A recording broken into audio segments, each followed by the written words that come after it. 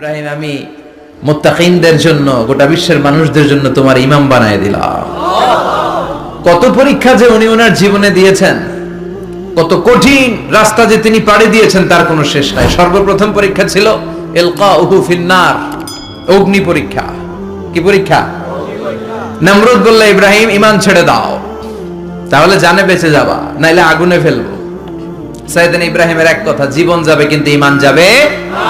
ঈমানের পথে অবিচল থেকে আমার মরণ যেন হয়, তোমারই কাছে মিনতি আমার, তোমারই কাছে মিনতি আমার। মহামহিম দয়াময়, ঈমানের পথে অবিচল থেকে আমার মরণ যেন হয়। পড়ে না আমি আরো জোরে পড়ে না আমিন।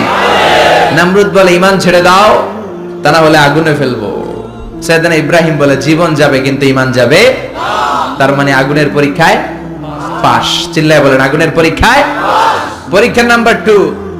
একটার পর একটা পরীক্ষা নিতে আল্লাহ শুরু করলেন। আল্লাহ বললেন, ইব্রাহিম যাও, কলিজার টুকরা সন্তানকে আর হাজারকে, আমরা ওনারা ডাকি বিবি হাজরা, আমরা কি ডাকি বাংলাদেশে, আসলে নাম কি হাজার, যাও তোমার স্ত্রী হাজারকে মক্কার ধুধু প্রান্তরে ফেলে দিয়ে আস। ওখানে মানুষ নাই, প্রাণী নাই, জনমানব শূন্য, দেখি আমার কদ্দুর ভালোবাসো। বলতে দেরি, টু শব্দ নাই, মরুভূমিতে ফেলে দিয়ে আসলেন। তার মানে পরীক্ষা নাম্বার 2 তেও, কথা বলেন, 2 তেও। পরীক্ষা নাম্বার 3, আল্লাহ বললেন, ইব্রাহিম দেখি তোমার হৃদয়ে আমার জায়গা কতটুকু, যাও কলিজার টুকরা সন্তান ইসমাইলের গলার মধ্যে তলোয়ার লাগাও। সাইয়েদনা ইব্রাহিম বিয়ে করার পর থেকে আল্লাহর কাছে চাইতে চাইতে শেষ, মাগা সন্তান হয় না।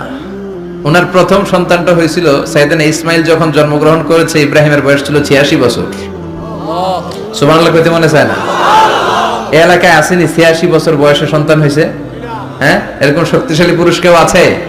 86 বছর বয়সে তো হাঁটতেই পারে না। কথা কন। সাইয়েদনা ইসমাইলকে যখন আল্লাহ তাআলা সাইয়েদনা ইব্রাহিমকে উপহার দিয়েছেন, তখন সাইয়েদনা ইব্রাহিমের বয়স, চিল্লায় বলেন কত?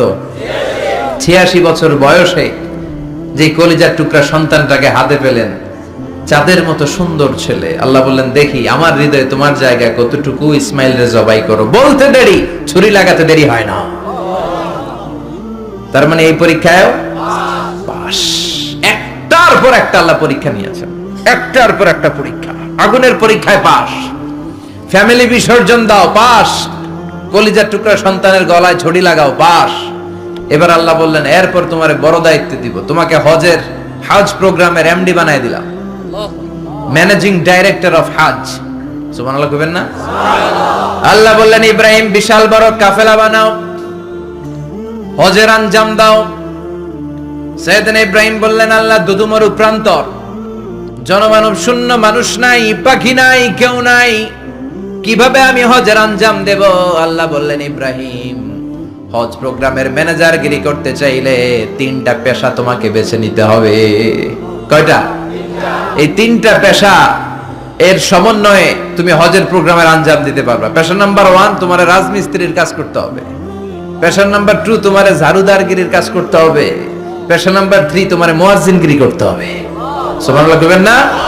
وَإِذْ يَرْفَعُ إِبْرَاهِيمُ الْقَوَاعِدَ مِنَ الْبَيْتِ وَإِسْمَاعِيلُ رَبَّنَا تَقَبَّلْ مِنَّا إِنَّكَ أَنْتَ السَّمِيعُ الْعَلِيمُ।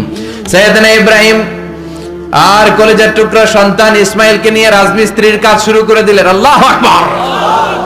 কাবা ঘর ভেঙে চুরমার, বাপ বেটা মিলে রাজমিস্ত্রির কাজ, পাথর কেটে কেটে বাপ বেটা মিলে কাবা ঘর বানায়। পেশা নাম্বার 1 শেষ। পেশা নাম্বার 2 ঝাড়ুদারগিরি। পেশা নাম্বার 2 কি? আল্লাহ বললেন, তাহহিরা বাইতিয়া লিত-তাইফিনা ওয়াল আকিফিনা ওয়ার রুকআইস সুজুদ।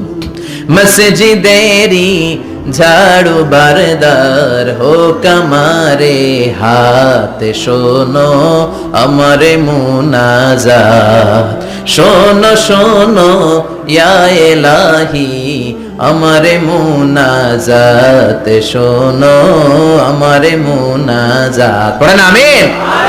আল্লাহ বললেন তাহেরা, পরিষ্কার করো মানে ঝাড়ু দাও, বাইজি আমার কাবা ঘর, লিত্তাইফিনা তাওয়াফকারীদের জন্য, ওয়াল আকিফিনা ইতিকাফকারীদের জন্য, ওয়ার রুকআইস সুজুদ রুকুকারীদের জন্য, সিজদাকারীদের জন্য ঝাড়ু দাও। বাপ বেটার রাজমিস্ত্রিগিরি শেষ, এবার ঝাড়ুদারগিরি শুরু। সুবহানাল্লাহ বলেন। এরপর আল্লাহ বললেন 3 নম্বরে মুয়াজ্জিনগিরির কাজ করো, ওয়াআযযিন ফিন-নাসি বিল হাজ্জি ইয়াতুকা রিজালাও ওয়া আলা কুল্লি দামিরি ইয়াতিনা মিন কুল্লি ফাজ্জিন আমিক। সুবহানাল্লাহ পড়েন। ও ইব্রাহিম আযান দাও। আযান মানে ঘোষণা, তুমি হজের ঘোষণা দাও। মানুষদের ডেকে বলো আল্লাহ ঘর বানিয়েছেন, এই ঘরে তোমরা হজ করতে আসো। সাইয়েদনা ইব্রাহিম বললেন আল্লাহ আমি আর আমার পোলা ছাড়া কেউ নাই। কেউ আছে? মানুষ নাই, আপনারা কেউ নাই, আমি কার সামনে আযান দেব? আমি কার সামনে ঘোষণা দেব? আল্লাহ মানুষ নাই, প্রাণী নাই, পাখি নাই, দৃশ্যমান কিছু নাই, কোথায় আমি ঘোষণা দেব? আল্লাহ বললেন দাঁড়াও, দাঁড়িয়ে তুমি আযান দাও, ঘোষণা দাও। তোমার এই আযানের আওয়াজটা গোটা বিশ্বের সব মানুষের কানের ভেতরে আমি আল্লাহ পৌঁছে দেব। আযিন ফিন নাস বিল হজ, হজের আযান দাও। উনি আযান দিলেন আইয়ুহান নাস ইত্তাখাযাল্লাহু বাইতান ফাহুজ্জু, আল্লাহ একটা ঘর বানিয়েছে, যাদের সামর্থ্য আছে হজে আসো। সুবহানাল্লাহ পড়েন। তৎকালীন সময়ে গোটা বিশ্বে যারা ছিল সবার কানের ভেতরে এই ঘোষণাটা মানে এই আযানটা পৌঁছে দিয়েছে কে? আমরা তখন ছিলাম পৃথিবীতে? কই ছিলাম? ফি আলামিল আরওয়াহ, রূহের জগতে। রূহের জগতেও আল্লাহ তাআলা আমাদের কানে পৌঁছে দিয়েছেন। রূহের জগতে থেকে এই আযান শুনে আমরা যারা লাব্বাইক বলার সুযোগ পেয়েছি তাদেরকে এই দুনিয়াতে হজের নসিব আল্লাহ করে দিবেন। তার মানে হজ প্রোগ্রামের ম্যানেজার। সুবহানাল্লাহ পড়ে। পরীক্ষা কারে কয়? কত প্রকার কি কি। হজ প্রোগ্রামের ম্যানেজার বানাইলেন, ম্যানেজিং ডাইরেক্টর, মহাব্যবস্থাপক। হজের আঞ্জাম দাও, আর হজের আঞ্জাম দিতে যে তোমাকে প্রথমে রাজমিস্ত্রির কাজ করা লাগবে পাস, ঝাড়ুদার গিরির কাজ করা লাগবে পাস। আল্লাহর নবী উলুল আজমি মিনার রাসূল মসজিদ ঝাড়ু দেয় না, আমরা মসজিদ পরিষ্কার করতে চাই না, আছে না নাই? বালু দেখলেই মুয়াজ্জিন রে গালি, কথা কন। মসজিদে ময়লা দেখলেই খাদেমের 14 গোষ্ঠী উদ্ধার করে ছাড়ে, আর নিজে পশ্চিম দিকে পড়ে আসারও খায় না, আছে না নাই? মসজিদ ঝাড়ু দেয়া শুধু মুয়াজ্জিনের কাজ? খাদেমদারের কাজ? মসজিদ পরিষ্কার রাখা আমাদের সব